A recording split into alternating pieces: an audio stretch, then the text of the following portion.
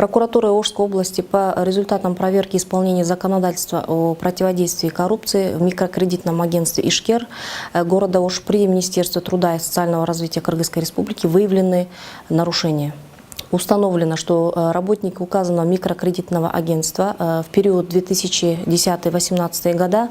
злоупотребляя должностным положением, систематически присваивали денежные средства, которые поступали от граждан в счет погашения их задолженностей по ранее полученным из агентства кредитам, в результате чего государству предварительно причинен ущерб на сумму 11 миллионов 381 910 сомов. Прокуратурой Ошской области 21 мая текущего года собранные материалы по данному факту зарегистрировано в ЕРПП